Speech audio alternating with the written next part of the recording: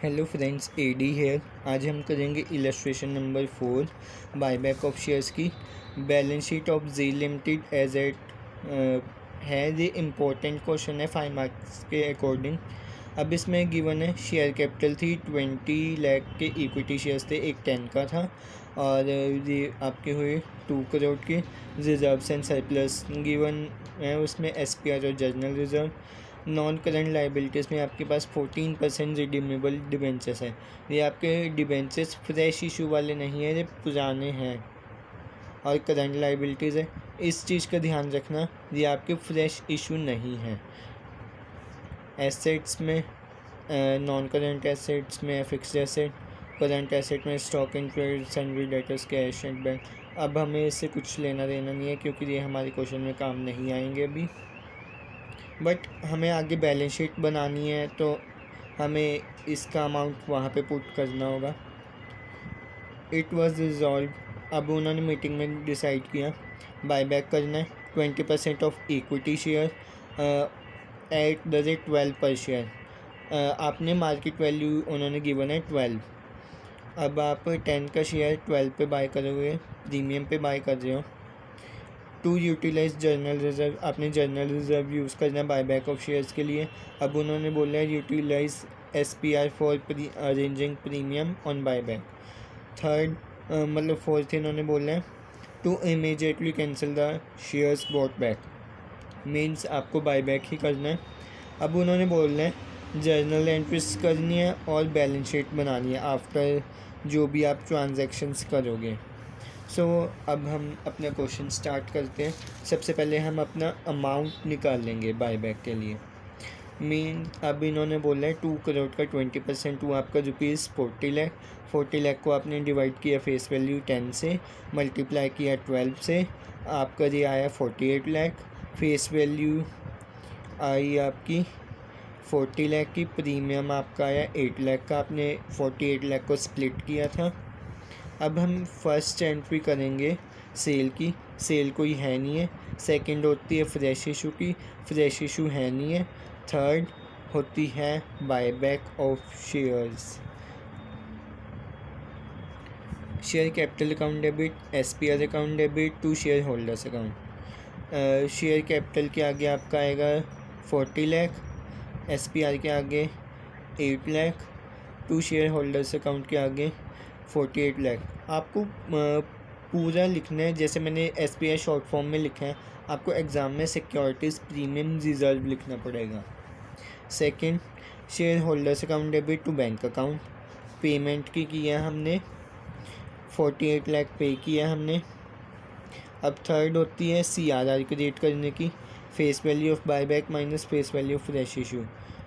Face value of buyback थी आपकी 40 lakh, fresh issue आपने कुछ किया नहीं है, ना डिबेंचर्स इशू किए ना प्रेफरेंस शेयर्स, सो आप -0 करोगे, आपका आ गया 40 lakh. General reserve account debit to CRR. अब उन्होंने बोला था कि आपने जर्नल रिजर्व यूज़ करना है, तो हम जर्नल रिजर्व यूज़ करके करेंगे। अब हम आगे करते हैं इसकी बैलेंस शीट। अब आप बैलेंस शीट में देखिए, अभी इन्होंने ऊपर लिखा था balance sheet of G limited as, आपने अब लिखना है balance sheet of G limited as at, जो भी आपके पास डेट गिवन है। मेरी बुक में 2016 है, बट मैं अब न्यू एडिशन के हिसाब से 2019 यहाँ पे यूज़ कर रहा हूँ। आप जो भी क्वेश्चन में होगा आप वो वाली डेट प्रेफर कर लेना।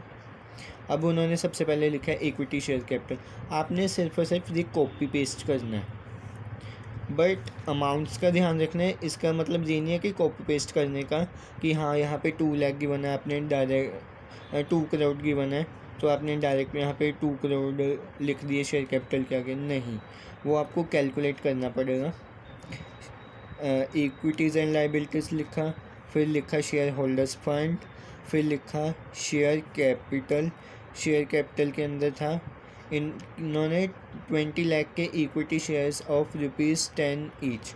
अब क्या किया आपने, बायबैक किया है, आपकी शेयर कैपिटल क्या होगी, डिक्रीज़। ठीक है, आपने बायबैक कितने किए थे, 20% किया था, यानी कि 40 लाख। 2 करोड़ में से आपने 40 लाख माइनस किया था, ये आया आपका 1 करोड़ 60 लाख। ठीक, अब आपने इसे डिवाइड कर देना है 10 के शेयर के हिसाब से। 16 लाख इक्विटी शेयर्स लिखा है इन्होंने। अब आप यहाँ पे 20 लाख की जगह यहाँ पे 16 lakh equity shares of ₹10 each means 1,60,00,000 amount आ जाएगा। अब इन्होंने बोला है reserves and surplus.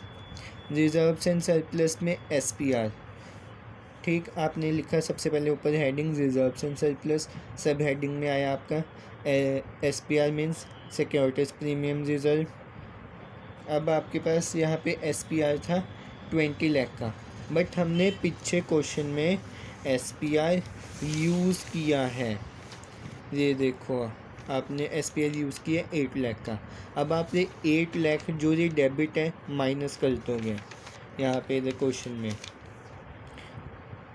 20 lakh minus 8 lakh equal to 12 lakh. आप जर्नल रिज़र्व, इन्होंने जर्नल रिज़र्व गिवन है 1,80,00,000। अब आपने जर्नल रिज़र्व भी यूज़ किया था 40 लाख का CRR में ट्रांसफ़र करने के लिए। 1,80,00,000 में से 40 लाख माइनस किया, 1,40,00,000 आउटर कॉलम में आएगा। अब आपने CRR क्रिएट किया था, रिज़र्व क्रिएट किया था, वो भी तो रिज़र्व्स एंड सरप्लस में आएगा। ये आएगा आपके यहाँ पे 40 लाख। पीछे लास्ट एंट्री में हम CRR क्रिएट करते थे, वहाँ से हैं। अब नॉन करेंट लाइबिलिटीज़ ये डायरेक्ट सेम आ जाएगा। 14% डिबेंचर्स रिडीमेबल डिबेंचर्स थे 1 करोड़ के, same as it is. Current liabilities भी same as it is 1 crore की। अब नेक्स्ट हमारे पास आते हैं एसेट्स में। नॉन करेंट एसेट्स में फिक्स्ड एसेट्स हैं। फिक्स्ड एसेट आपके 2 करोड़ के ही आए। उसके बाद आपके पास करंट एसेट्स आए। करंट एसेट में स्टॉक इन ट्रेड था 1,20,00,000 का। फिर सैंडरी डेटर्स थे 1 करोड़ के। फिर कैश एंड बैंक बैलेंस में आपका चेंज आएगा। कैश एंड बैंक बैलेंस में कैसे चेंज आएगा वो भी देखो आप पीछे क्वेश्चन में। आपने पे की है ना, कितना पे किया है 48 लाख, ठीक है। ये आप माइनस करोगे, आपके पास गिवन कितना था ऊपर 1,80,00,000, ठीक है। क्वेश्चन में आपने माइनस किया 48 लाख, आउटर कॉलम आया आपका 1,32,00,000।